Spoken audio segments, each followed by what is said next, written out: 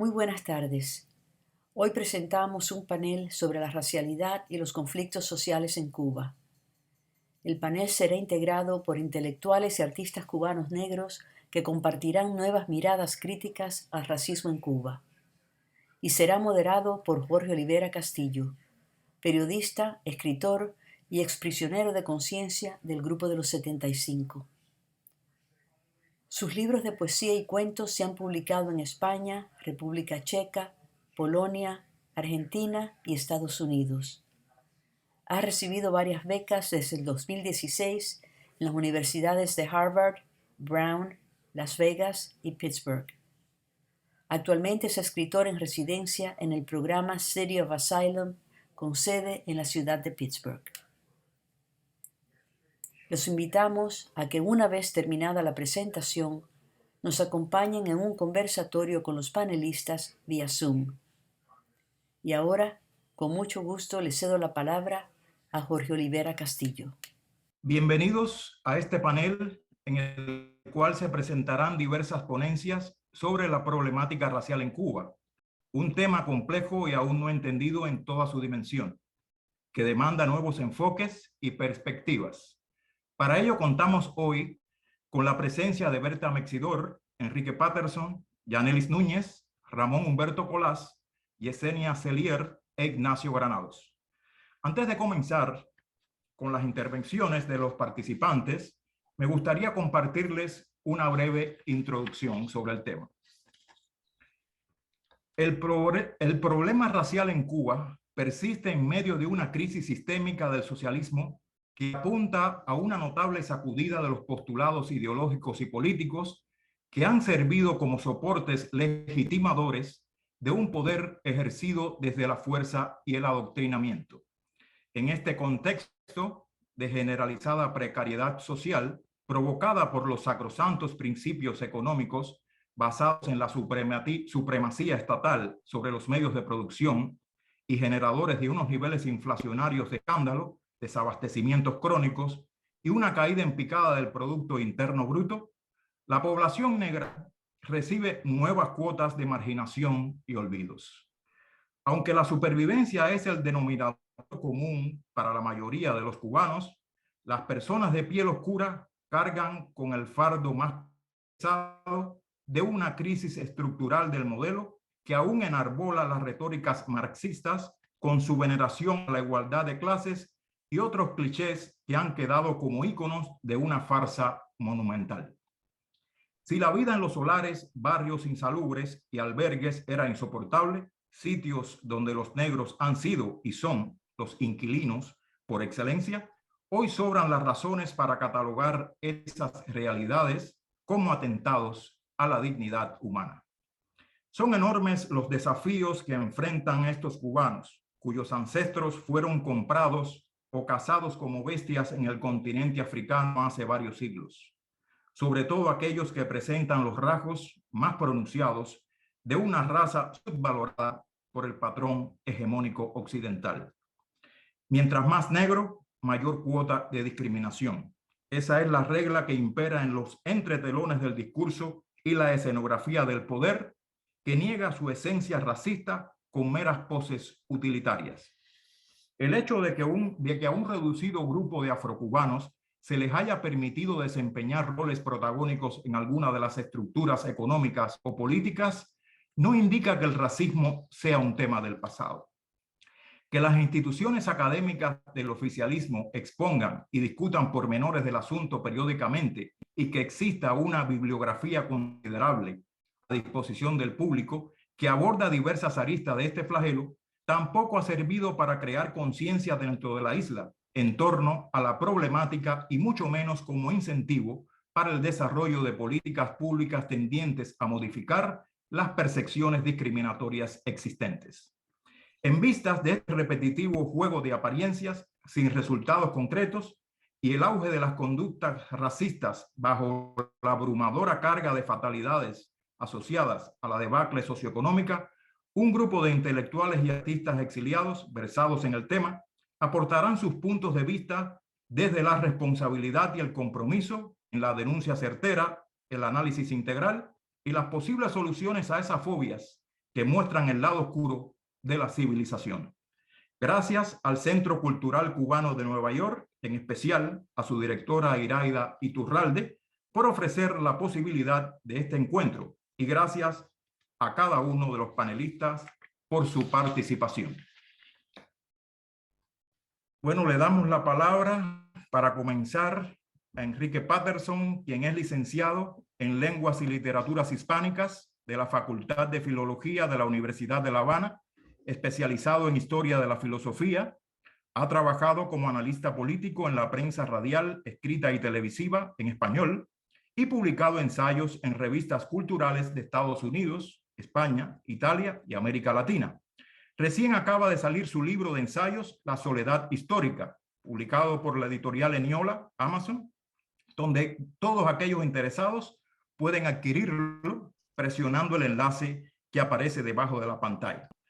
Patterson, nos abordará el tema relacionado con la existencia en Cuba de un sistema de apartheid extrajurídico que no logra integrar con plenitud al negro como entidad social. Patterson, tienes la palabra. Gracias a la invitación que me ha hecho el Centro Cultural Cubano, un centro que siempre se ha mostrado muy sensible con la temática de la población afrocubana en Cuba. Yo voy a esbozar aquí un concepto que me parece que útil en el sentido de que yo estoy notando que cuando analizamos la realidad cubana con relación a los afrodescendientes, un término que no me gusta mucho, quiero decir negro, noto que lo que nos está pasando es que hay conceptos que no hemos creado para asignar una realidad que históricamente la describimos, pero nos cuesta trabajo contextualizar. Y en esa búsqueda, uno de los conceptos que yo he tratado de elaborar es este, que en el libro La Soledad Histórica. Bueno, estoy pensando en el concepto que yo le quiero llamar apartheid extrajurídico, porque tal pareciera que la problemática cubana del negro, que hay cosas que son nuevas, pero si nosotros vemos que una cosa se repite y se convierte en una regularidad, eso creo que es mejor captarlo con un concepto. Lo primero que quisiera decir es que el concepto de apartheid como tal, muchos de nosotros lo relacionamos con el régimen sudáfrica, pero que realmente eso no es cierto. El régimen sudafricano lo único que tuvo el rigor intelectual y la desfachatez de legislar en pleno siglo XX algo que se suponía que no debía ser legislado, pero sí practicado. O sea, lo único que hizo el régimen sudafricano fue actuar con consecuencias, porque realmente el apartheid jurídico, yo le llamo jurídico porque ha estado legislado, es muy anterior. En fin, cuando nosotros vemos las leyes de India, nosotros vemos que en la legislación de las leyes de India se le reconocen derechos a los indígenas. Y siempre se dice que las leyes de India introducen un tema de derechos humanos porque le reconocen a los indígenas, los hacían sujetos del imperio español, pero es que en las mismas leyes de India se dice que los indios están obligados a trabajar para los españoles y a partir de ahí empiezan las encomiendas. O sea que hay un régimen jurídico donde por la raza un tipo de sujeto tiene que hacer trabajos que obligados para otro tipo de sujetos. Eso ya es apartheid jurídico, está legislado. Entonces, cuando nosotros vemos el desarrollo de la historia de Cuba con estas premisas, estoy saltando porque nosotros lo que nos damos cuenta es que en todo el siglo XIX el apartheid jurídico está funcionando junto con la esclavitud. ¿Por qué? Porque los negros que son libres no tienen acceso a muchos lugares. Pero ¿qué ocurre? Que de momento las clases y los grupos sociales criollos se convierten en ilustrados, asimilan la ideología de la ilustración. Y en la ideología de la ilustración se supone que el ser humano es, como individuo, es un ser natural, libre, creado por Dios o por la naturaleza, Y esa es la base de toda la legislación constitucional e ideológica, ¿no?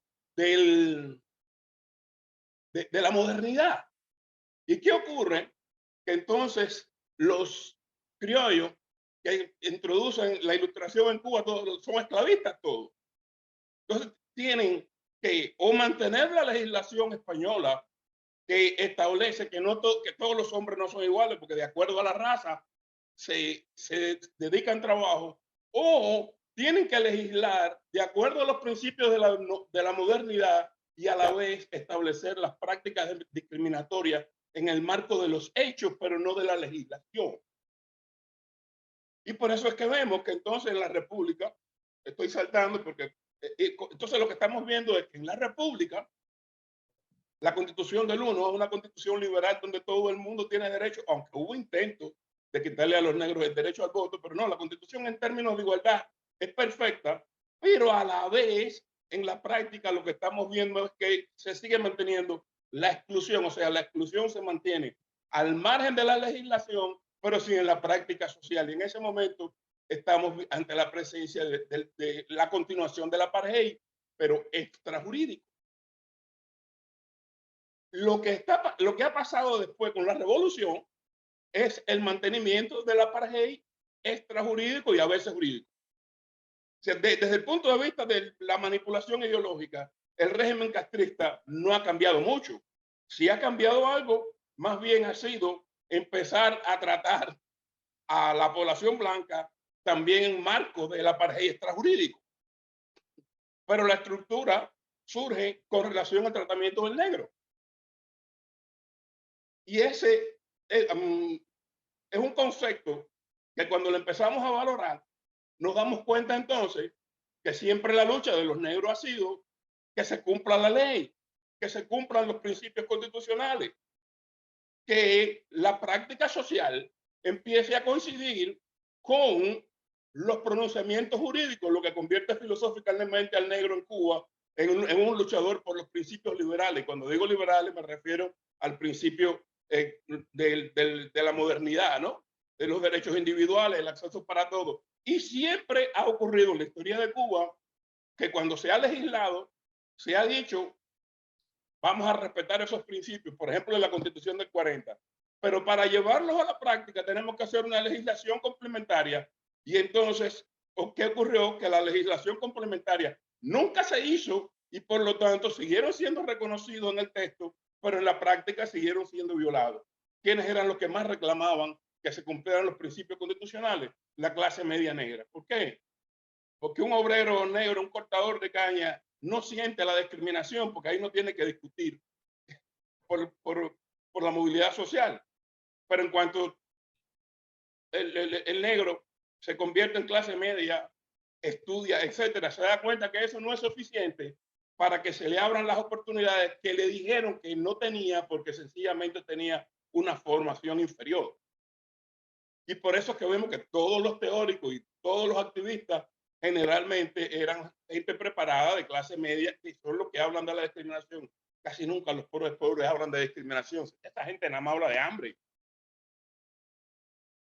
Entonces, en este mismo sentido, es lo que estamos viendo ahora con la revolución, que tampoco se legisla los supuestos derechos iguales porque no están en capacidad de legislar esos derechos, de dar acceso a la igualdad, porque en ese caso una sociedad que se basa en la discriminación no puede legislar cómo establecer la igualdad y cómo garantizar que la igualdad constitucional, entre comillas, se lleve a la práctica en leyes. No pueden hacerlo.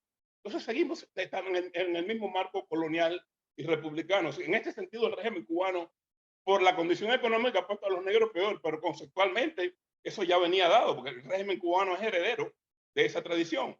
Cuando nosotros analizamos la tradición constitucional cubana, el primer proyecto de constitución republicana de Cuba se hizo en el 2000, en el 1916,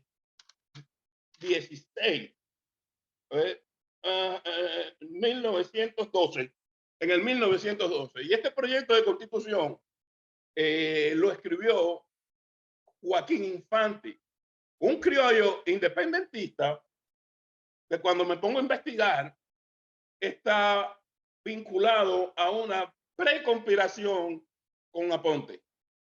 O sea, él busca a Aponte para cuando empieza este movimiento independentista en América Latina y empiezan con una conspiración en la cual se decía en papeles que era igualdad para negros y blancos, era una conspiración realmente mixta, donde al parecer él se acerca a Aponte por la ascendencia que tenía Aponte en la población negra y por los conocimientos militares.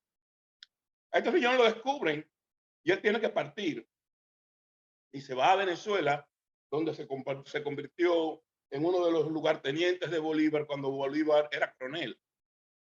Y estando él allí, o sea, Aponte sigue con este proyecto nacionalista de igualdad para todos, pero estando él en Venezuela, él publica el primer proyecto de constitución de la República de Cuba, porque si hay algo que hay que reconocerle a los criollos cubanos, es que siempre llevaban esta idea de la modernidad, anterior incluso a la lucha armada, y ustedes recuerdan que ya en el 68, o sea, es una república en armas, es con constitución.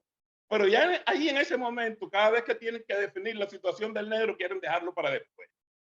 Pero ahora resulta que este señor Joaquín Infante escribe un primer proyecto de constitución y es todo lo contrario de lo que había acordado con Aponte. En el proyecto de constitución dice, la constitución es apartheid jurídico. A los negros no los podemos dejar avanzar más allá de sargento. No pueden ocupar cargos públicos, no pueden tener este tipo de propiedades. O sea, en ese sentido, vemos ya que en el germen de la tradición jurídica ya había intentos de legislar desde el punto de vista republicano un régimen de apartheid mucho antes que lo hicieron los racistas de Sudáfrica. Y en ese sentido también somos una isla espectacular. Siempre nos adelantamos, por lo menos en todo lo negativo, de una forma que ya en el siglo XIX estábamos en eso. Pues no es de extrañar entonces que los propios independentistas, después que se toma el poder, sencillamente no lo legislen, pero sí lo practiquen. No es de extrañar que entonces el régimen republicano no lo legislen, pero sí lo practiquen. Y no es de extrañar entonces que el castrismo no lo legisle y sí lo practique, porque es nuestra hipócrita tradición política. El apartheid extrajurídico lo hemos tenido en la historia. Hemos pasado del apartheid jurídico al extrajurídico, pero no hemos dejado el apartheid. El apartheid hay que desmontarlo. Y claro que hay que desmontarlo con democracia, hay que desmontarlo con libertad de prensa, pero ya nos damos cuenta que no es solo suficiente, tiene que haber legislación complementaria y definir cuándo hay discriminación, qué cosa es y cuáles son las penas. Esto no puede ser un problema de discurso, tiene que ser un problema de legislativo. Y si los negros en democracia no forman parte de la estructura del poder, los van a seguir metiendo en el apartheid extrajurídico. Los independientes de color se equivocaron en ir a la lucha armada, pero no se equivocaron en el instrumento del partido. Si no tienes fuerza política y la haces, la pones a ejercer, en ese sentido yo pienso que un régimen parlamentario sería mucho más efectivo que presidencial, porque por lo menos no tienes mis votos si no me reconoces. Es lo que quería decir. Muy interesante, Patterson. Muchas gracias de esta perspectiva que has dado histórica y sobre todo el planteamiento de soluciones posibles para el futuro de Cuba. Que ojalá se tomen en cuenta estas cosas que dice, por ejemplo, del sistema parlamentario, la necesidad de que sea un sistema en vez del presidencial.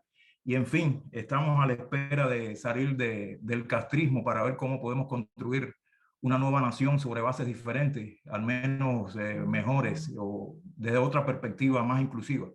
Así que, Patterson, muchas gracias. Y sin más, pasamos a la otra panelista, que es Yanelis Núñez Leiva, quien es activista feminista, es miembro del Movimiento San Isidro y cofundadora de la plataforma cultural Museo de la Disidencia en Cuba.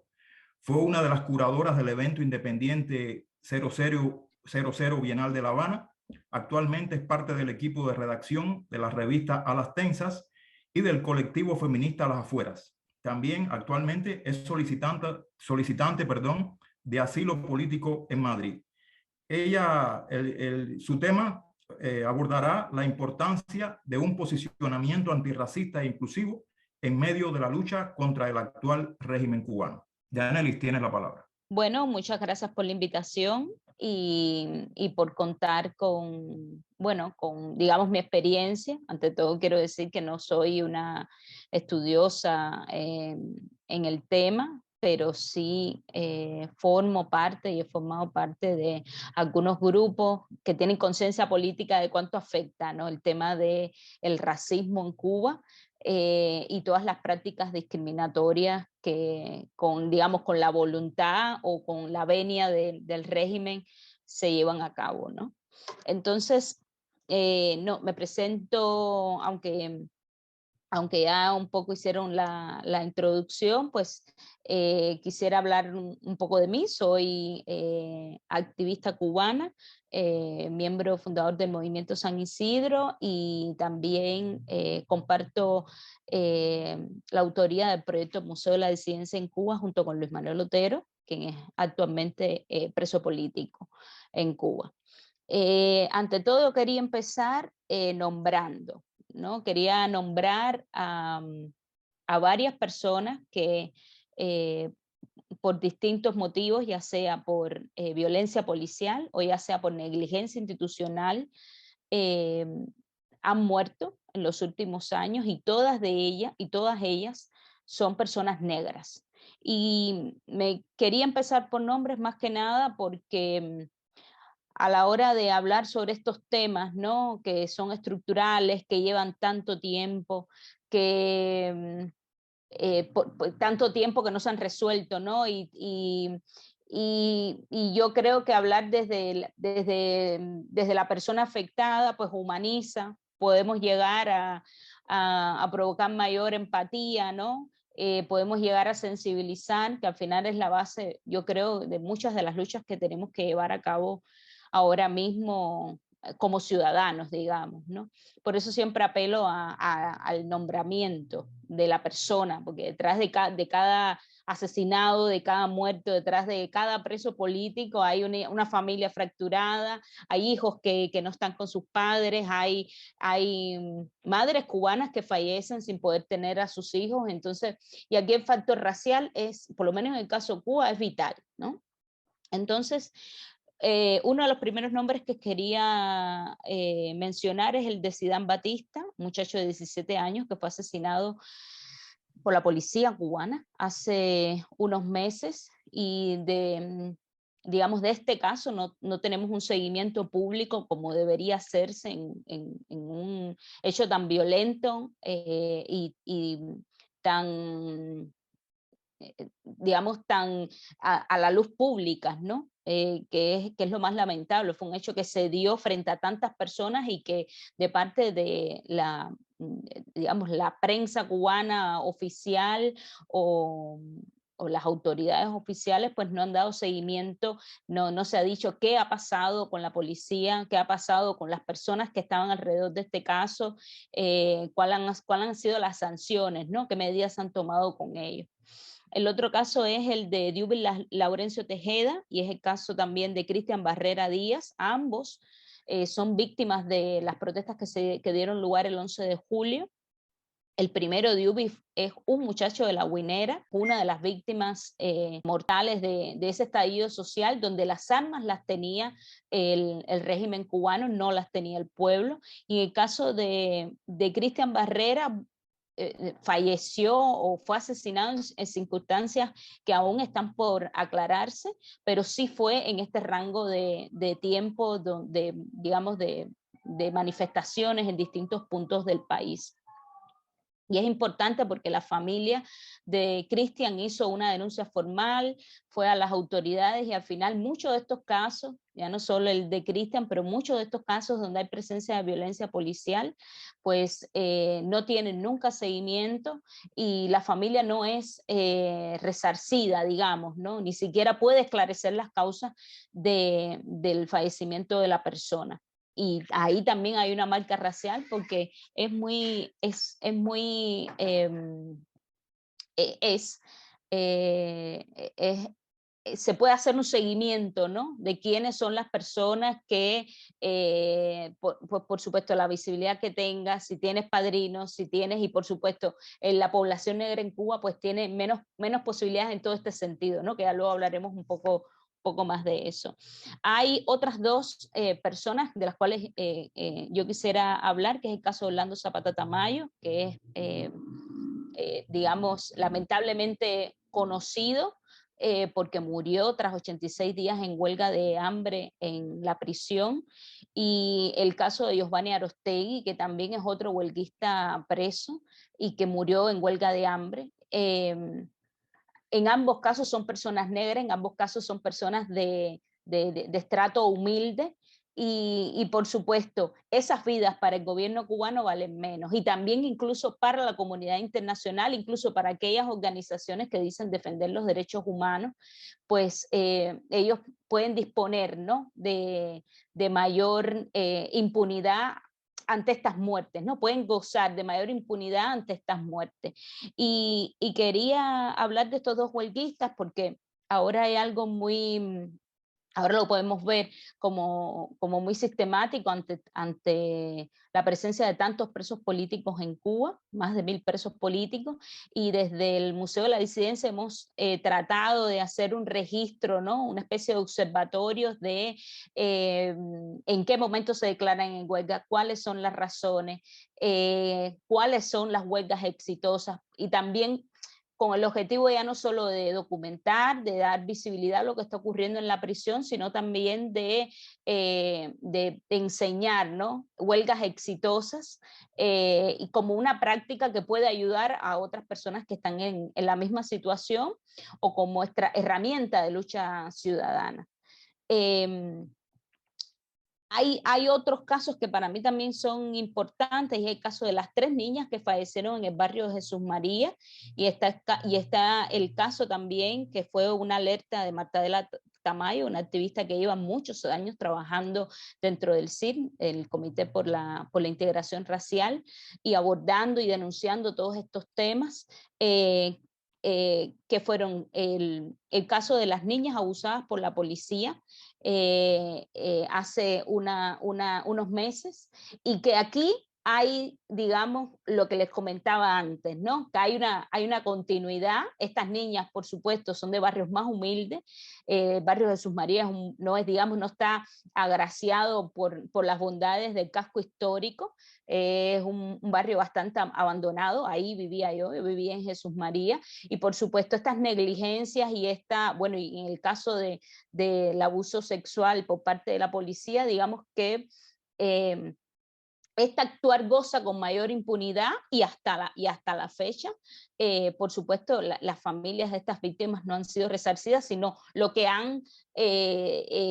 digamos, lo único que han recibido de parte del gobierno cubano ha sido más represión cuando han denunciado públicamente la situación, la triste situación de sus familiares. Ahora que hablaba de CIR, yo creo, y creo que es importante porque es una plataforma que lleva mucho tiempo trabajando, que ha realizado informes de manera sistemática, que ha dado seguimiento, incluso que trabaja en la comunidad.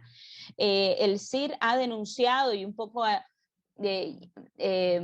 quiero que un poco las ideas que quiero compartir aquí es hablar un poco del contexto cubano, cómo se está manejando el contexto cubano y el contexto racial, ¿no? Pero también la falta de voluntad política de parte del régimen, y por supuesto la desprotección, ¿no? En las que se encuentran las personas afrodescendientes, que es una población vulnerable. Es un poco algunas ideas al respecto para que nos ayuden un poco a pensar, ¿no? La sociedad que estamos viviendo, y cómo la lucha contra el régimen tiene que acompañar a sí misma otras luchas, que es la lucha contra la violencia de género, es la lucha contra la discriminación racial, es la lucha en favor de los derechos de la comunidad LGBTI, en fin, como todas las luchas tienen que ir al unísono y no dejar a ninguno de estos grupos desprotegidos.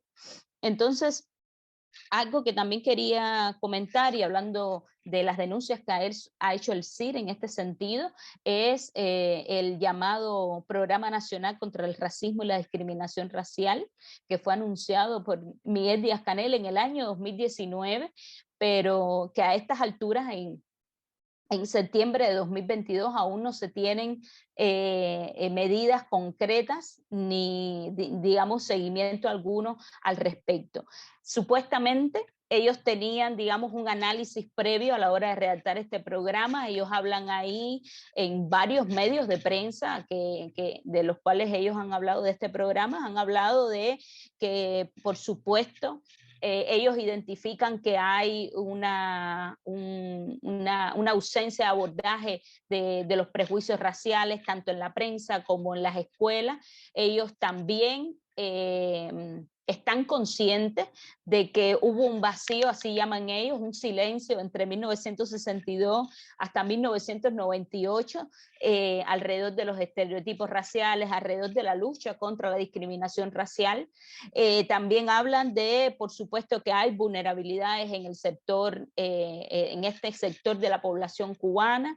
Hablan de que no hay una conciencia antirracista en sus plataformas ni en sus organizaciones, que es importante, pero aún así teniendo conciencia de esto, y estas son palabras de ellos tomadas de los medios de prensa oficiales, pero aún así en el cronograma actual legislativo no hay ninguna ley pensada, prevista para ser incluida en este cronograma que va a extenderse hasta el 2028. Entonces, y como les comentaba, de este programa nacional, pues tampoco se sabe nada. Entonces ahí un poco te da la medida de por dónde va, cuál es el rumbo, ¿no?, de la política del régimen. Con respecto, en este sentido, hay muchas cuestiones de las cuales criticar, pero en este sentido vemos cuál es la política del régimen. También quería un poco ya centrarme en el movimiento de San Isidro, del que soy parte. Quería centrarme en él porque, aunque el movimiento de San Isidro no tiene, digamos, su activismo está enfocado, por supuesto, en el tema de los derechos humanos, en el tema de los derechos culturales, y nuestra composición, la composición del movimiento es bastante amplia. Sí, nos miramos y nos miran como un colectivo, digamos, de personas negras, en un momento que lo somos en su mayoría, pero no completamente. Y desde este colectivo, por lo menos a nivel personal, hablo yo, sí me he dado cuenta de que esta mirada desde el exterior, incluso desde la propia comunidad artística, pues digamos, nuestra pertenencia y las acciones que realizamos, el lugar donde trabajamos, es decir, la comunidad de San Isidro, donde hemos realizado muchísimas acciones, y ya luego al sector al que le hablamos, pues por supuesto también nos ha colocado un estigma, ¿no? El estigma de lo marginal, ¿no? Que muchas veces lo marginal sabemos que no se entiende como algo positivo. Y entonces, por supuesto, ahí estas expresiones no son digamos, algo propio de la comunidad artística, pero sí la marca, ¿no? Y también la marca la manera en que se mira a Luis Manuel Otero, que es el coordinador general, también la marca cómo se mira a Michael Osopo, también la marca cómo se mira en su momento a Denis Solís cuando pasó todo este tema con la violencia policial. Todas estas marcas que están marcados ya no solo por el color de la piel, sino por la clase social, está marcada por la formación que tienes o no, pues inciden luego ya no solo en la defensa que se hace o que se hacen de estas personas, sino también incide en la manera en que el gobierno puede incidir sobre ella porque están más desprotegidos. Yo creo que es una muestra, ¿no?, de la maquinaria, ¿no?, y también del racismo estructural que se vive en Cuba, y que por supuesto ahí también lo vemos en la población carcelaria, ¿no? Ya no solo la población carcelaria de presos políticos, sino la población carcelaria en sentido general, ¿no? Que aunque es muy poco transparente el gobierno en su cifra, es muy poco, no podemos acceder a, digamos, a los archivos, ¿no? A los registros, pues sí sabemos que el sector negro de Cuba está mucho más vulnerable en este sentido, y ya no solo de que sean sancionados, ¿no? Sino también luego el proceso de supuesta reinserción, el proceso de cuidados, ¿no? Dentro de esas prisiones, y la marca racial, pues por supuesto coloca a estas personas en mayor grado de vulnerabilidad. Es un poco a grandes rasgos lo que quería comentar, de un contexto complicado. Ahora mismo todo el debate con la sirenita Ariel ya no solo compete a Cuba, sino también a nivel internacional. Pero es un contexto complicado, y creo que el activismo cubano, el activismo que quiere espacios más democráticos, espacios más libres, espacios más inclusivos y plurales, tiene que poner en el centro también la lucha antirracista, para que un sector no se quede atrás, ¿no? Ni que sigamos reproduciendo las lógicas del gobierno cubano, que es una lógica racista. Yanelis, muchas gracias. Has mencionado dos términos que describen la situación en este sentido, ¿no? En el tema que estamos tratando en el coloquio, y que quisiera destacar: el racismo estructural que manifiesta el régimen de Cuba y la falta de voluntad política en resolver ese problema. Pero también hay otra cosa que me gustaría destacar, y es que le has puesto nombre y apellidos a la tragedia. Una tragedia que va del asesinato del Estado y también de propiciar negligencias que han causado la muerte en sectores vulnerables, en este sentido, en los barrios marginales, poblados mayoritariamente de afrodescendientes. Así que, Yanelis, excelente, sobre todo la mención de Zapata, toda esta jóvenes negros que han muerto en circunstancias muy dramáticas, y me parece, realmente te felicito, muy pertinente con estos nombres para que no se olviden. Realmente eso no se puede olvidar, y de este dramática tiempo histórico que nos ha tocado vivir. Gracias nuevamente, Yanelis.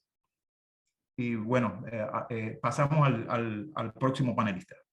Es Ignacio Granados Herrera, quien es escritor y traductor literario. También se ha destacado como documentalista y periodista.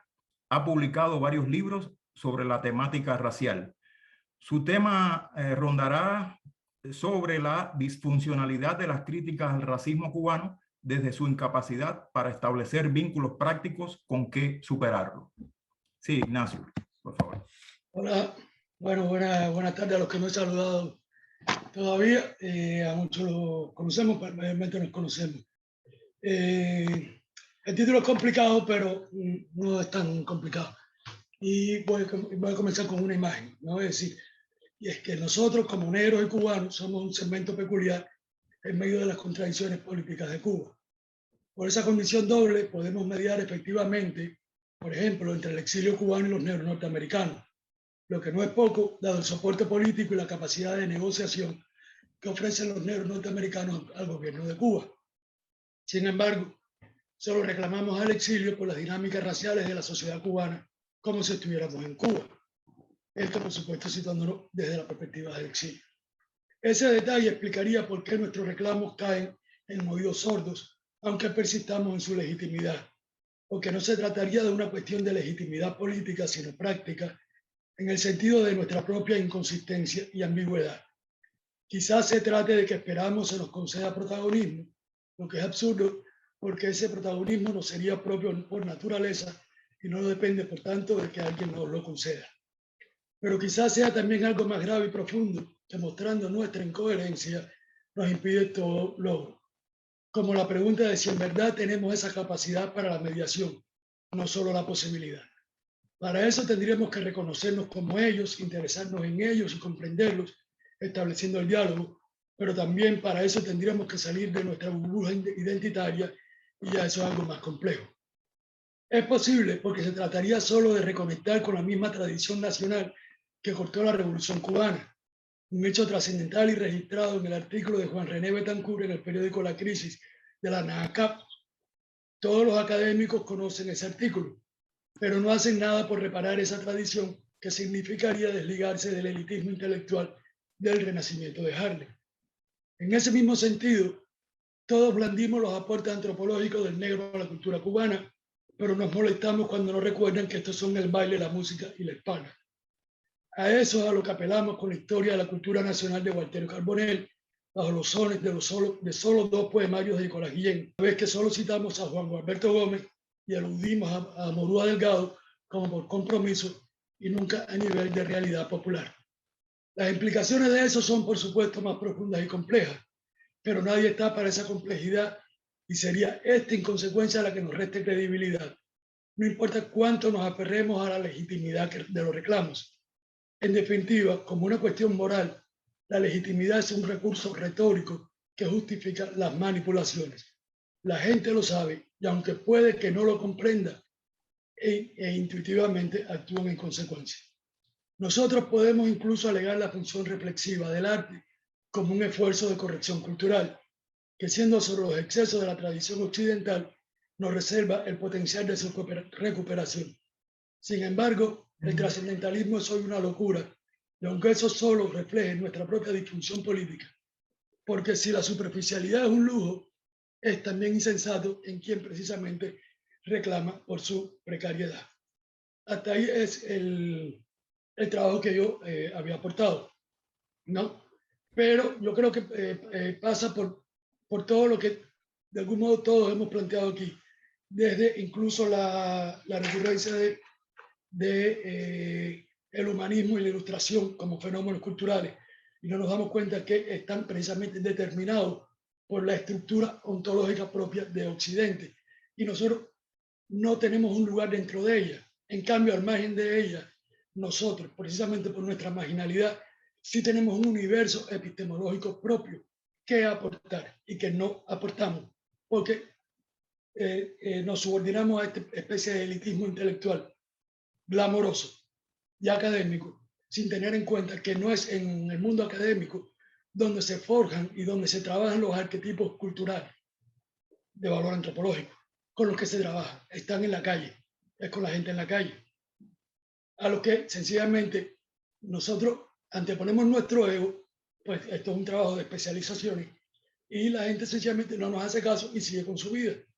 Y yo creo que es precisamente ahí a donde habría que dirigir la discusión.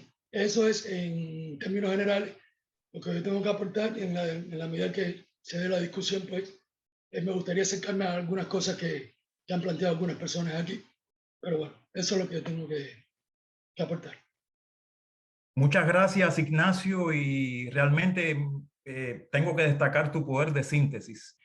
Y me parece interesante y sobre todo puntual destacar dos cosas que planteaste: que el protagonismo del negro cubano no esperar a que nadie lo conceda, o sea que hay que luchar por ellos. No es un llamado a la violencia, creo yo, ¿no? Y me gustaría que en la conversación con el debate con el público, me gustaría que abundaras en este aspecto. Y otra cosa es la que plantea, es la disfuncionalidad política del negro, todos estos detalles. Y otra cosa que no quería dejar fuera es, tú planteas que el negro cubano sirva de mediador, como especie de mediador entre el exilio y la clase negra norteamericana. Y te digo esto antes de terminar, tuve oportunidad de tener al menos, que si mal no recuerdo, 2 contactos cuando estaba dentro de Cuba, con uno de ellos en el año 99 y el otro ya entrado en los 2000, no recuerdo exactamente en qué año fue, pero en el primero la jefa de la delegación del Caucus Negro del Congreso era Maxine Waters, y realmente no le interesó para nada el discurso. Asimismo pasó en el 2002. O sea, me gustaría por eso que abundaras en este aspecto, porque son detalles muy importantes y realmente tengo que compartirte la experiencia que tuve, que no fue la mejor. Y entonces espero que en el debate que se concite con el público puedas ampliar sobre estos detalles. Muchas gracias. Y bueno, pasamos a la siguiente panelista, a Berta Mexidor Vázquez, quien es licenciada en Economía, con maestría en Ciencias Políticas, editora del periódico Mississippi Católico y cofundadora de las Bibliotecas Independientes de Cuba. El tema suyo versará sobre Cuba, racismo ideológico, futuro de una nueva raza y espiritualidad. Berta, por favor. Muchas gracias a ti, Jorge, por esa introducción, y muchas gracias también a Iraida y al Centro Cultural Cubano de Nueva York por esta invitación. Esta intervención está no solamente centrada al futuro del negro en Cuba y del mestizaje en Cuba, sino también al futuro, lógicamente, de todo un país. Y no quiero ni por mucho parecer muy religiosa, porque el título puede ser un poco llamativo a lo de la religión. Cuando hablo de espiritualidad, es de la espiritualidad en sentido general. Este tiempo trabajando como en la diócesis católica me ha dado mucho la oportunidad, no solamente de estudiar el catolicismo, sino estudiar un poco de todas las religiones, estudiar teología y además, bueno, pues estudiar sobre los temas de espiritualidad y de mística en la que tenemos muchísimo que hablar los cubanos. No quiero tomar mucho tiempo y quiero llegar al tema. Quiero decir con esto que dentro de mi intervención voy a leer algunas citas de la Biblia, lógicamente. En el Salmo 22, por ejemplo, se dice: razas y naciones todas, gentes de todos los rincones de la tierra, acuérdense del Señor y vengan a Él. Esta es la base fundamental de lo que es mi intervención. Nosotros tenemos como pueblo, como raza, tenemos que buscar una nueva espiritualidad para acercarnos al bien, para hacer bien por nosotros y hacerle bien a nuestros propios hermanos. ¿Y a qué se debe esto? Guillén decía: Santa María, San Berenito, todo mezclado. Desde la historia, cuando analizamos la historia, vemos que nuestra cultura como nación creció sobre la base del sufrimiento. Primero, sobre la base del sufrimiento de una raza que era la raza de los indígenas, a la que llegaron, lógicamente, los españoles, los dominaron, tomándolos como una raza inferior. Y luego, bueno, pues entonces vino todo el proceso de la esclavitud que vivimos como muchos pueblos, esclavitud negra, porque recordemos que en la historia existe un gran antecedente de esclavitud blanca.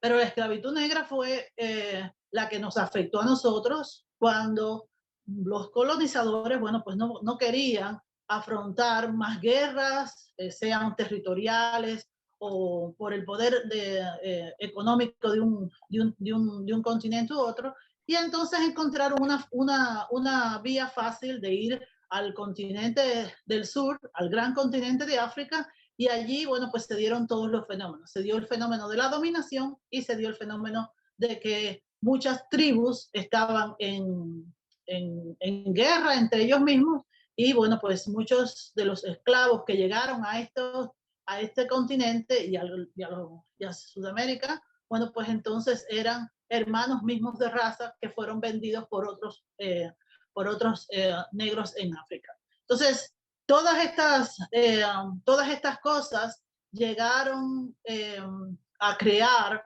un fenómeno que fue más o menos un fenómeno universal cuando hablamos de Cuba y de los Estados Unidos, por ejemplo, y Brasil. O sea, llegaron los esclavos y cada terrateniente, cada dueño de esclavos comenzó una forma completamente diferente de asumir a esa raza que habían podido llegar a dominar y que querían entonces utilizar como fuerza y como mano de obra. Y toda esa historia es la que nos toma en el 1959, cuando triunfa un régimen que supuestamente venía a tratar de solventar la disparidad social que existía. Y ya por más de 62 años estamos en una confrontación y en una situación que nos ha convertido en una raza completamente diferente como cubanos, pero que lamentablemente dentro de esa raza de cubanos a la que ha sufrido una ideología completamente diferente, se ha sumado un racismo ideológico. Ya lo decía el profesor Patterson, lo pusieron en la ley, lo quitaron de la ley, lo esconden, lo tienes que leer por como subterfugios. En el nuevo gobierno puedes ver las caras, quiénes son los que gobiernan, quiénes son los que no, y entonces siempre te das cuenta que los más oscuros de piel, bueno, pues van a recibir la peor parte, por una vía o por la otra. O sea, que van a recibir la peor parte porque aquí se sigue con la arcaica definición del color, de que los negros son, bueno, pues en un sentido, pues, deficientes intelectualmente y que no tienen la capacidad de asumir una responsabilidad social, más la esclavitud social que se vive en Cuba. En mi ponencia les explicaba que nada, ahora en Cuba, después de 62 años y más, de todos, negros, blancos, mestizos, todas las familias, todos los estratos sociales, bueno, pues sufren de la misma, del mismo fenómeno. Y es que el fenómeno de nosotros, como el blanqueamiento que una vez se trató de hacer en los 1800, pues llegamos a un punto en el que se perdió el concepto de moralidad y se perdió el concepto de religiosidad. Entonces, yo mencionaba en la conferencia, bueno, en la pequeña síntesis que les enviaba, que desde a veces nosotros como cubanos, decía el profesor Patterson, que nosotros somos pioneros en lo negativo, y lamentablemente hoy también continuamos con ese mismo título. El Santo Padre, José María Claret. Imagínense, ahora hay mucha discusión, debate acerca de las religiones, de los diferentes tipos de religiones, y de cuál será el futuro de las religiones. Pero al final siempre hay personas que fueron santas, hay personas que fueron comprometidas con su realidad. Este hombre fue un santo que le enviaron a Cuba en el 1850.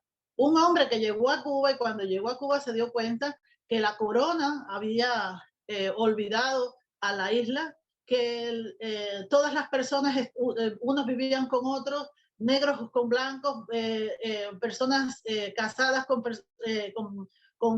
diferentes concubinas, los mismos sacerdotes tenían concubinas. Entonces él se encontró con una realidad y trató de advertir al cubano: por favor, acérquense a la religión. Y lo decía en uno de sus escritos, decía: hay que buscar la religiosidad como un faro moral para que los cubanos creen una Cuba completamente diferente. Todos conocen también el protagonismo que tienen en los días de hoy, bueno, pues la profecía que este hombre recibió una vez acerca de las cosas que acontecerían en la isla de Cuba, porque lo vio venir y, bueno, pues tenía conexión con el poder divino, y esa profecía es la que estamos viendo en el día de hoy, y no se equivocó. Por tanto, ese referente quiso poner a los negros y a los mestizos en un lugar prominente, de que no estuvieran amoral en ese país que se estaba fundando. Entonces, a eso es lo que en estos momentos tenemos que ir buscando. Cuando en los años 60 se dio el exilio, bueno, pues sí, venían muchísimas personas de la raza blanca. Ya lo que queda en Cuba no es raza blanca. Ya en Cuba lo que existe es una mezcla de todas las razas y de todos los grupos que llegaron allí. Yo misma soy haitiana. ¿Cuántos ahora no hay haitianos que se mezclaron con los chinos que llegaron, con los negros que descendientes de los esclavos? Ya no podemos estar hablando para un futuro cubano solamente de una raza en específico. Ya nosotros como cubanos nos hemos convertido en una raza. Y a esa raza le hace falta una espiritualidad nueva, le hace falta una espiritualidad que mire a los demás con cariño, con amor, con respeto. Y eso es lo que lamentablemente no vemos y no ven a personas de otros grupos, personas de otros países. Entonces, hubo un tiempo en que el sistema de grupalidad, el amor de los cubanos, la alegría, aquel compañerismo y aquella solidaridad era lo que se manifestaba del grupo al que se le llama cubanos. Entonces, a eso es a lo que hay que regresar. Ahora, cuando hablas con las personas, bueno, pues entonces nos ven como las personas escandalosas, los que dicen malas palabras, las personas que no tienen empatía con otros grupos o con personas de otros países, y todas estas cosas es lo que hay que venir a comenzar a analizar. Ahora, ¿quién le pone el cascabel ese gato? Nadie. Hasta ahora nos tendrá que surgir alguien que comience a hablar de estos temas, que las personas empiecen a sensibilizarse dentro de las mismas familias, dentro de los mismos grupos, dentro del mismo trabajo, para que ese concepto de espiritualidad surja y pueda ayudar no solamente a la raza negra, que es la que más sufre dentro de Cuba, sino a toda esa raza, porque si vas a Cuba, a una familia, en una familia hay personas de todos colores. Entonces, a eso es lo que creo que debemos poner bastante importancia, poner todos, cada uno poner su granito de arena. Les mencionaba que hubo un poema de Guillén que decía: pasó una mulata de oro y yo la miré pasar. En Mississippi, esa mulata de oro, muy pocas veces la ves. En Mississippi todo es blanco y negro. Pasa algo y tú dices, ¿de qué color era la persona? Esa es la pregunta. La pregunta en Cuba no es esa. Entonces, por lo menos algo positivo tenemos, que no nos estamos fijando única y exclusivamente de qué raza es la persona. Todos están sufriendo lo mismo y la pregunta es, ¿cuándo terminará esta desgracia? Y esta desgracia que existe en Cuba la tenemos que superar todos los cubanos, los que están dentro, los que estamos fuera. Y los que estamos fuera, lógicamente, tenemos la ventaja de que podemos ser por lo menos una brújula moral. Y a eso es lo que nos debíamos poner, ayudarnos unos a otros, querernos unos a otros, no alimentar el miedo, alimentar el amor. Se dice que no, la mística judía dice que no hay miedo y odio, amor y odio, sino amor y miedo. Entonces vamos a tratar de eliminar el miedo y vamos a incrementar el amor. Y nos crearemos esa mulata de oro de la que hablaba Guillén.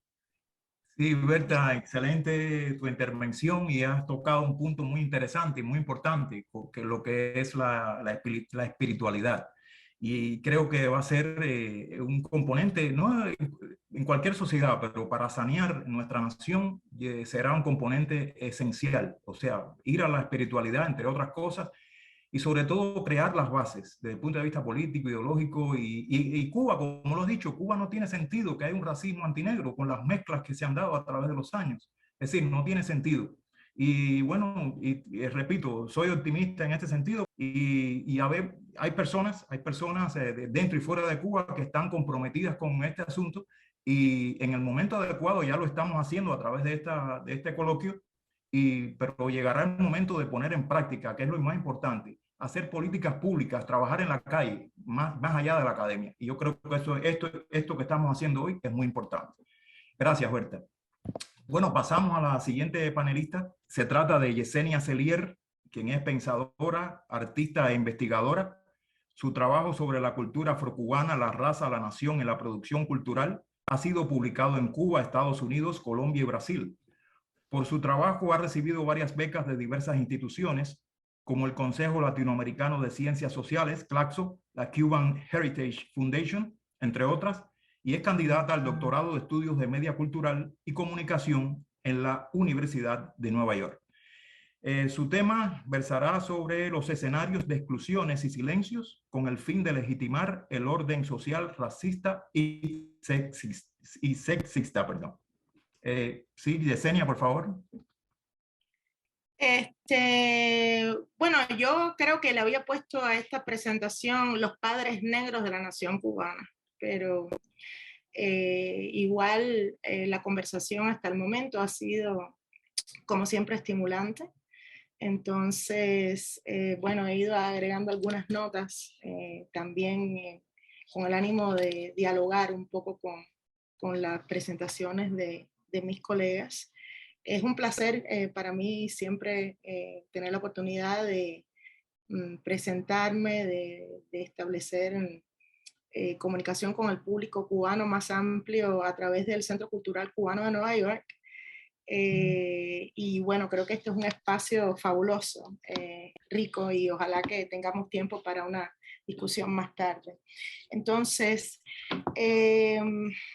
bueno, yo después de pasar muchos años haciendo trabajo más bien etnográfico sobre cómo las personas en Cuba, jóvenes sobre todo, experimentaban el racismo, después trabajé un poco sobre el movimiento de hip hop en Cuba, decidí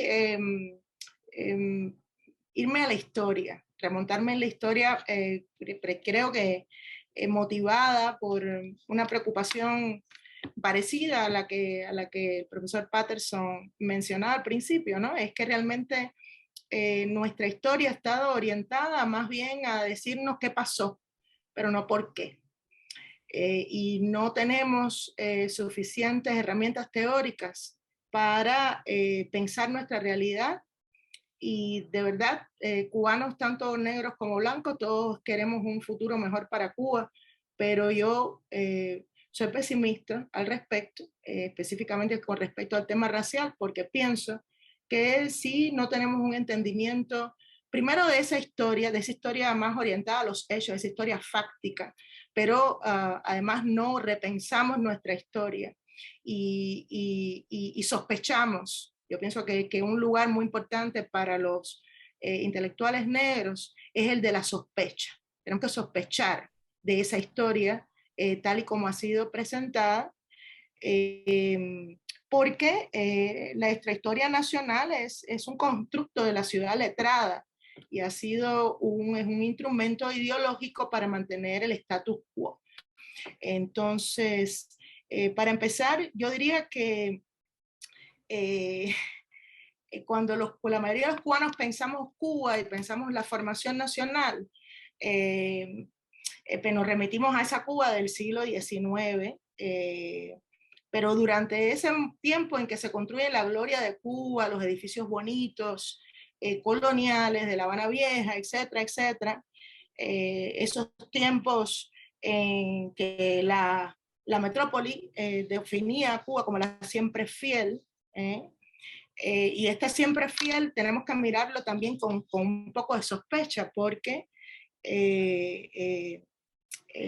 realmente nos pone objetivamente de un lugar muy reaccionario desde el punto de vista de la historia.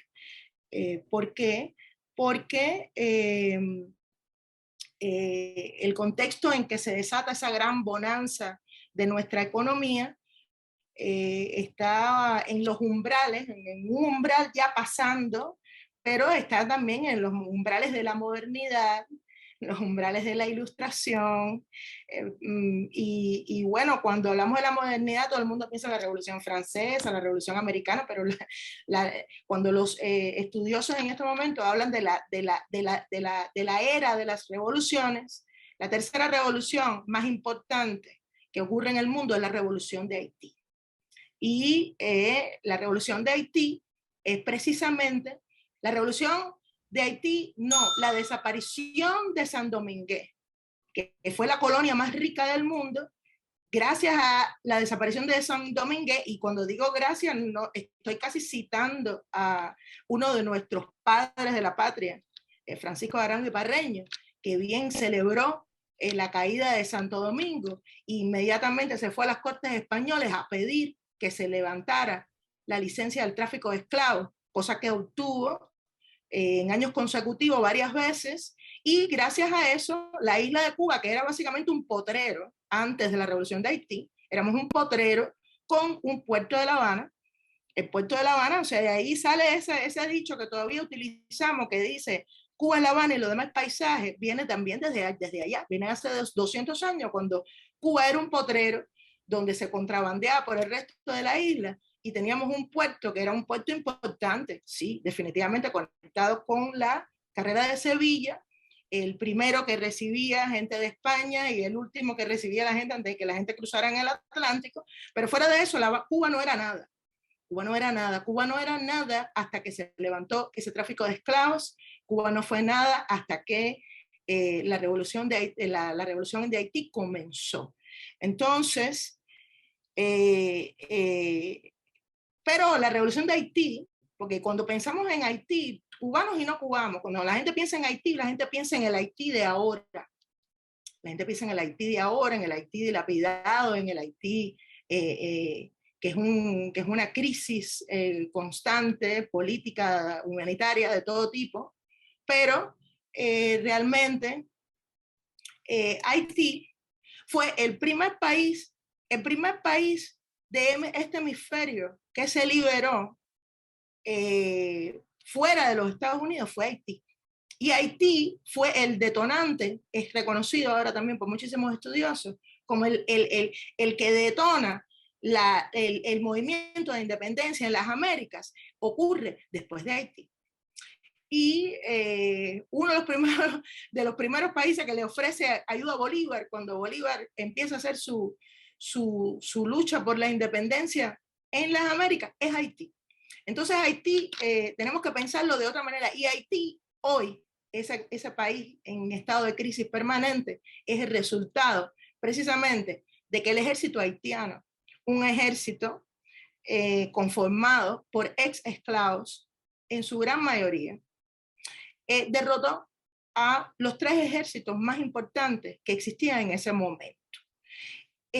Derrota al ejército francés, al español y al inglés.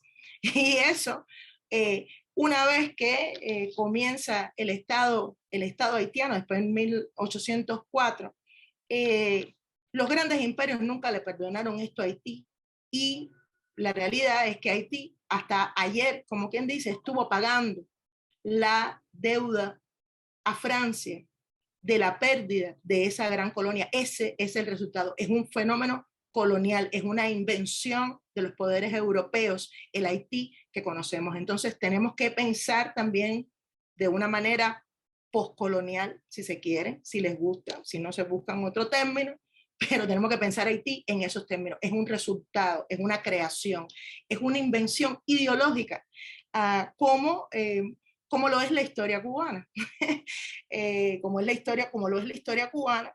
Pero ¿por qué para mí es importante contextualizar todo esto? Porque cuando la siempre fiel, ¿por qué fuimos la siempre fiel? Fuimos la siempre fiel porque cuando todos los demás países de Latinoamérica reclaman se independizan del Imperio Español, en Cuba se convierte en la gran estación de los soldados de esos ejércitos derrotados. Los sobrevivientes terminaron en Cuba, muchos regresaron a España y otros se quedaron. Entonces, nosotros tenemos que pensar en que nuestra Cuba, sí, con todos nuestros pensadores blancos ilustrados, que escribieron muchos libros y nos legaron muchísimos documentos en el archivo, que son los que tenemos, ¿verdad? Pero tenemos que pensar en que Cuba realmente fue un espacio esencialmente reaccionario. Y lo que estoy compartiendo aquí es parte de mi investigación doctoral. Estoy haciendo algunos avances para ustedes, en que trato de repensar la formación de las categorías negrito y mulato. Es por ahí por donde va.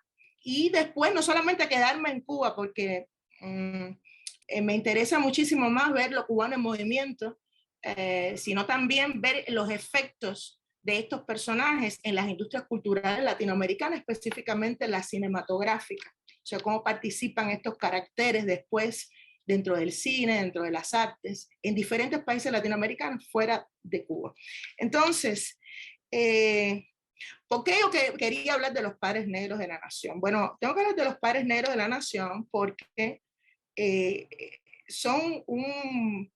Primero, mi teorización sobre, sobre esta formación del negrito tiene que ver con la erradicación, no solamente física, sino también de la reinvención simbólica de estos personajes que fueron realmente hombres negros, intelectuales, ilustrados, educados, vamos a decir hasta cierto punto mestizos culturales, porque así es como, o sea, quizás no es el término más apropiado, pero es el que se me ocurre para compartir ahora, porque estoy escribiendo en inglés, entonces estoy más o menos traduciendo de mi cabeza para ustedes.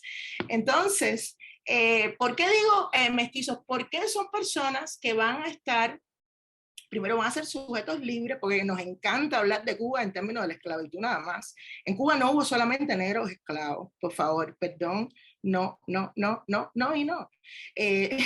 Para empezar, en la península española había una enorme población africana desde el siglo XIII, y negros empezaron a llegar con los conquistadores hacia las Américas.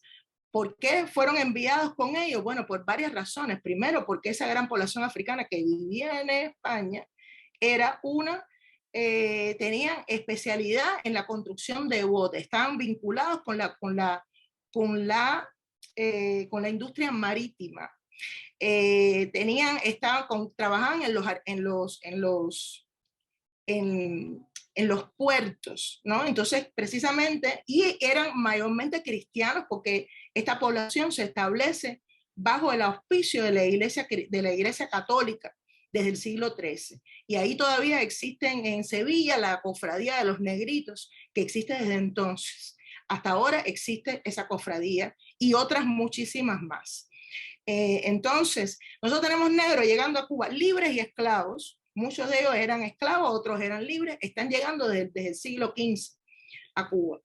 Después, Cuba, durante ese mismo siglo XIX, donde tenemos una infusión de población africana por el boom de la industria azucarera, fundamentalmente, vamos a tener la población, una de las poblaciones más extensas comparativamente, vamos a tener casi un 25% de población libre, y mucha de esa población libre, precisamente porque en la cultura española históricamente hubo un desprecio total por el trabajo manual, van a ser los que van a ocupar esta posición, pero esta posición no significa solamente que trabajaban con las manos, es que eran sujetos de propiedad, que tenían talleres, que tenían educación, y por ahí, bueno, ya el profesor Patterson habló de Aponte. Sí, Aponte es nuestro primer padre de la patria. Sé que me quedan 2 minutos, voy cortando, gracias. Aponte para mí es uno de los grandes pensadores, uno de los grandes intelectuales, no solamente de Cuba, sino de la diáspora africana. La calzada de que hoy se llama Monte, se llama Monte porque Aponte era un artista tan importante tan reconocido dentro de la ciudad, que él creó una imagen de Jesús y la puso ahí. Y entonces esa calle se empezó a llamar Jesús Peregrino, precisamente por la escultura que Aponte hizo. Y el gran crimen de Aponte, más allá de la conspiración y las sublevaciones que durante todo el siglo, todo el año 1812, acompañaron y movieron y asustaron y aterrorizaron a la isla, porque ya pensaron que ahí llegaba, ahí es que estábamos por convertirnos en Haití, en el segundo Haití.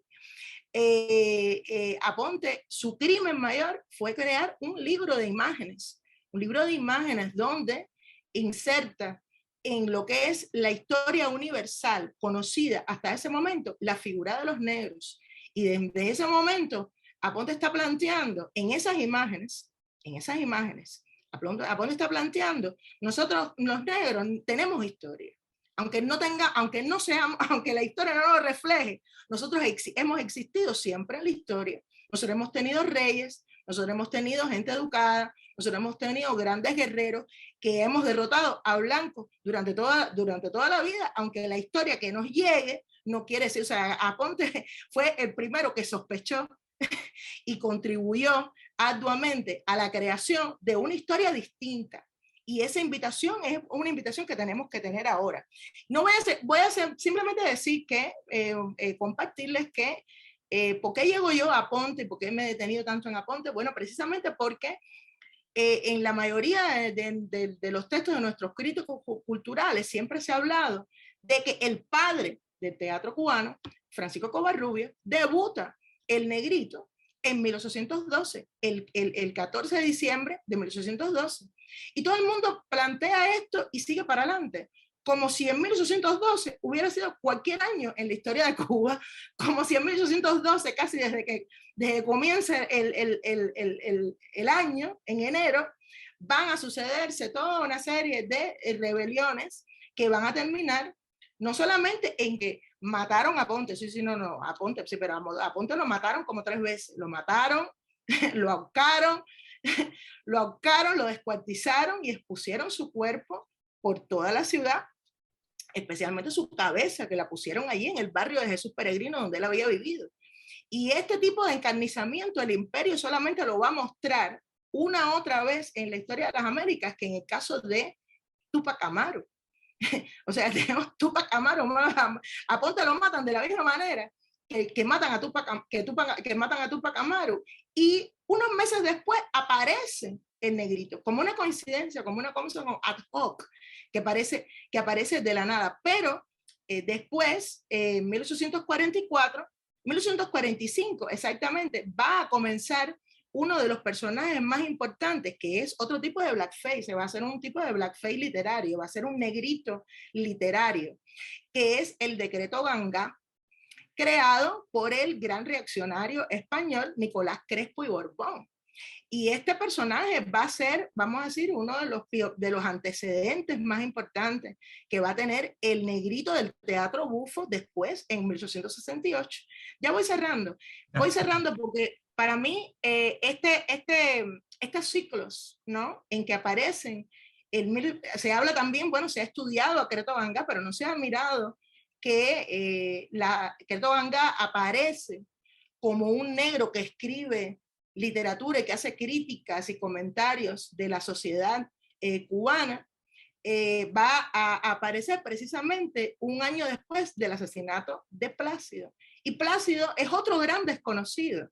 Para nosotros los cubanos, negros, blancos, escritores, intelectuales, es un gran desconocido, porque cuando pensamos en la literatura del siglo XIX, pensamos en Heredia o pensamos en Martí, pero realmente Plácido, y les invito a ver el libro de Aisha Fink, que estudia precisamente las rebeliones del 43 y del 44, para que vean cómo Plácido estuvo profundamente vinculado con el movimiento de estas mal llamadas conspiraciones, ahora se define mejor como rebeliones, del 1843 y el 44. Pero no solamente eso, Plácido, uno de sus poemas era precisamente utilizado para jurar a las personas que estaban participando de la conspiración. Y Plácido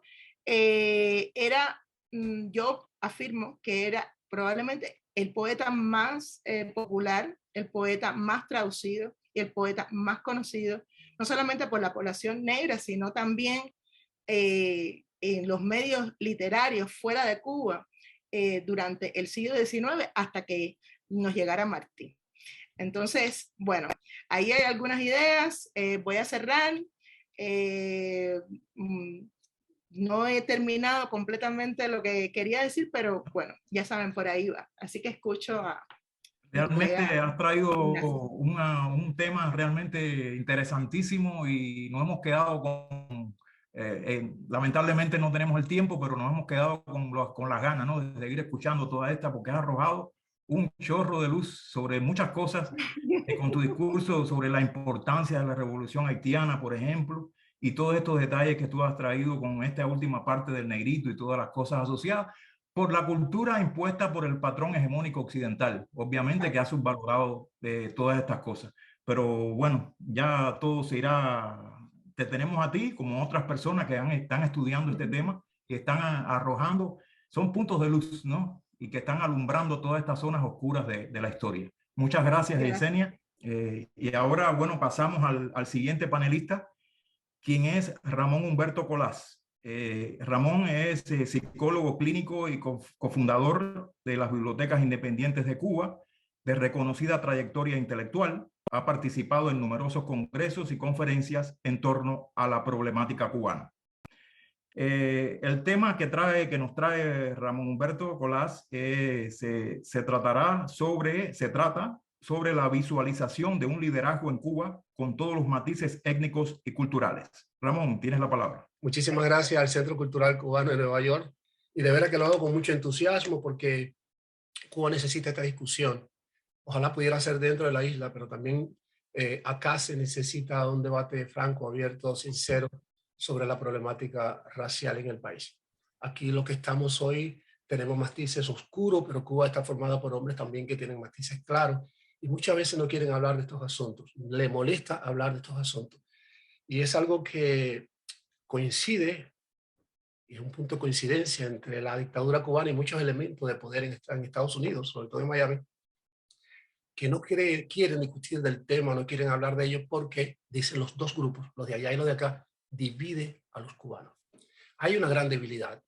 Y la gran debilidad, creo que Eliana y Jorge Castellano lo definen muy bien cuando dicen que el problema de Cuba parte de considerar que todos somos iguales, pero sin embargo lo que siempre lo han tenido más mal hemos sido los cubanos que tenemos ascendencia africana. Y hay un temor, incluso nosotros mismos, los que tenemos este color, en discutir estos temas porque pensamos que vamos a irritar a la otra parte, que lo vamos a molestar, porque incomodan y además tienen el poder económico para definir el futuro político de Cuba. Y yo voy a la contraria, yo voy en otro sentido. Es cierto que no tenemos el dinero, es cierto que no tenemos ese poder económico para influir como puede influir el dinero en una futura sociedad en Cuba, pero sí tenemos algo, y esta presencia de todos acá que lo demuestra, es el poder del conocimiento, de la ilustración y de la educación, que diría yo que en muchos casos, particularizando, puede ser superior con los rostros visibles que hacen oposición dentro de Cuba. Hoy hablaba con mi amigo Jorge, no voy a mencionar nombres, ni allá ni acá, y mencionábamos algunas de estas personas que tienen capacidad para asumir el reto de hacer una Cuba diferente. Y cuando digo una Cuba diferente es porque la van a hacer y lo vamos a hacer, lo podemos hacer mejor que la dictadura cubana, sobre todo porque nos vamos a basar, nos vamos a encuadrar, a taular dentro de los conceptos que la democracia establece. Periodo de 4 años, si lo hizo mal el presidente negro, se va porque va a haber el poder del voto que lo pueden definir. Los cubanos, ¿quién es el que va a estar en el poder? Dicho esto, Gastón Baquero hablaba del miedo al negro. Eso no ha desaparecido, se mantiene en Cuba y acá. Y el miedo se da, y ahorita la exposición que hacía el profesor Patterson hablaba de la ilustración. Es que hay una marcada intención en los cubanos que tienen educación en ser cada vez más ilustrados. Y no es porque se propongan participar en el diseño político del futuro, sino porque hay una motivación interna asociada a una necesidad de tener una ilustración cada vez mayor. Lo vemos en las discusiones políticas que se establecen, lo vemos en las conferencias donde muchos de estos cubanos participan, que hacen una diferencia y crea miedo. Es un miedo que incluso se llega a pluralizar, se llega incluso a verbalizar, a decir, de una manera que a veces puede parecer jocosa o broma, porque nosotros muchas verdades las decimos en forma de broma, pero están declarando y están asumiendo un temor que realmente existe. Y yo digo esto porque es verdad que nosotros los que nos ilustramos en este campo, o en cualquiera, fíjense que esto es una gran diferencia. No lo hacemos para buscar dinero. Porque si ahora, por ejemplo, cualquiera de nosotros 6 buscáramos una vía para comenzar a hacer dinero con la ambición de que en el futuro pudiéramos definir parte de la política o el diseño político, ideológico, económico y social del país, estuviéramos haciéndolo, pero sin embargo no es así. Y yo creo que entonces hay que movilizarse también en la medida que se ilustre uno en la parte cultural, de su especialidad y tal, buscar la forma en que nuestros bolsillos comiencen a tener lo suficiente para insertarse en esa lucha por el poder político en Cuba en una democracia. Cuba no es blanca. No lo fue y jamás, por mucho que alguno intente, se blanqueará. Jamás. La presencia africana en nuestra cultura es proporcional a la influencia europea, con excepción de la lengua. Sin embargo, los retazos de lenguas africanas no dan un carácter absoluto al castellano en Cuba. La historia que se escribe sobre la isla pasa por la descripción de los sucesos más importantes de ella. Primero el aborigen, población autóctona y eliminada por la barbarie blanca española. Ocupa un brevísimo espacio que debe ampliarse para ubicar mejor nuestra procedencia. En el caso de negro es diferente porque desde su llegada forzosa a Cuba comenzó a determinar su lugar en la historia nacional y en la cultura. Al día de hoy nadie, ni el más recalcitrante racista, puede hablar de Cuba sin mencionar su lado oscuro. Dicho esto, Cuba está determinada a poseer una mayor presencia negra en su futuro político, económico y social. La variable impuesta por la tradición política donde participaban solo blancos terminó impulsando por el fundamentalismo castrista en 63 años de poder. Es decir, el propio castrismo ha potenciado no esta discusión, sino la intención y la posibilidad real de que un futuro democrático pase por un liderazgo negro. La revolución, contraria a sus deseos, unió el negro en el centro de su futuro político. La revolución lo utilizó en la misma medida que lo discriminaba, reservándole el lugar de la servidumbre y la obediencia. Ahora es diferente. Los negros cubanos han fundado un poder pequeño, pero poder en fin, que se hace notar en su nivel de ilustración y compromiso con el destino del país. Sin mencionar nombres, como decía ahorita, muchos cubanos de ascendencia africana están listos para asumir el poder político y hacerlo mejor que la élite blanca y racista que ha gobernado hasta hoy. El matiz epitelial, el origen étnico y la cultura de Cuba está integrada. No tenemos una moda negra, comida negra, bailes negros o barrio donde no pueda habitar un negro. Favorece el hecho cultural y su integración en la conciencia nacional porque en Cuba y fuera de ella, negros y blancos hablan, piensan a Cuba en cubano. Claro, el miedo al negro, explicado por Gastón Vaquero mejor que nadie, no ha desaparecido. Está ahí latente bajo la ceniza de quienes siempre han rechazado al negro. Son ascuas encendidas bajo las cenizas de la discriminación y del racismo. Si un punto de coincidencia tiene la dictadura cubana, me refería también ahorita a ello, con algunos cubanos del exilio, con poder económico y de influencia, es el tema racial. Ambos expresan temor. Las dos partes siempre dicen exactamente lo mismo. Hablando de racismo, dividimos a los cubanos. A manera de resumen de todo esto que he dicho, ustedes captan mi optimismo, ¿no? Cuba es una mezcla de raza que inclina su color a los descendientes de africanos y ese dato, numéricamente hablando, favorece un liderazgo negro en una democracia. Importante tenerlo en cuenta. ¿Por qué las estadísticas del gobierno cubano siempre mienten en el tema racial? ¿Por qué? No somos un 14, ni un 17, ni un 24% de negros en Cuba. Somos más. ¿Y qué está pasando ahora? Un fenómeno interesante. Los mulatos, los que tienen la piel clara, ya no quieren llamarse negros, sino quieren pasar al grupo de los blancos porque les favorece. Y porque además están recibiendo el beneplácito del gobierno. No sentirte negro porque hay un miedo. Y se ha visualizado en la práctica política, en el activismo político, que hay un miedo a ese liderazgo, incluso dentro de la oposición. Lo segundo, la revolución, en su obsesión por controlarlo y absorber todo, subestimó al negro. Creyó que éramos incondicionales y sumisos, leales al dogma marxista fidelista y al poder, y para ponerlo en función de la existencia de la revolución. Esa capacidad de ascender existe hoy en Cuba. Hombre con visión de Estado, compromiso democrático, carisma, están, aunque no siempre visualizados, dentro del activismo político. La limitante mayor, que puede ser única, es la carencia de poder económico para conducir un liderazgo diferente al tradicional. Asumir esta realidad ahora mismo nos pone en ventaja para tomar conciencia de esa posibilidad. O sea, podemos hacerlo. Nosotros podemos hacerlo, nosotros tenemos la capacidad para hacerlo. Los mecanismos, yo creo que tienen que ser fundacionales. Tenemos que partir, mi visión, y estamos trabajando acá en Mississippi en eso, y en Tennessee, en crear instituciones que asuman el compromiso de empezar a hacer cosas por Cuba, incluyendo a los cubanos, porque un partido de negros, como me propusieron una vez hacer en Miami, yo no lo comparto. No creo que sería lo más inteligente.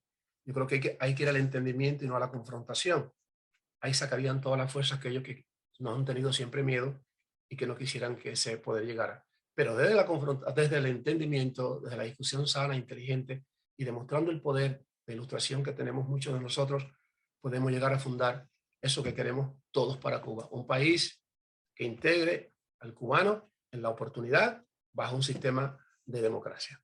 Es lo que quería referirme. Muchas gracias, Colás. Excelente también intervención y me parece muy atinada también, sobre todo poner en perspectiva este futuro donde el negro realmente tenga un protagonismo real y esperamos que así sea. Vamos a ver, todo ahora es muy especulativo, pero es importante estas discusiones para que sienten las bases de lo que debe ser una nueva república basada realmente en la igualdad de todos, más allá de la raza, más allá del estatus económico. Y esperemos que sea así. No perdamos también me uno a tu optimismo y ya veremos cómo se desarrolla la historia a partir de ahora. Muchas gracias.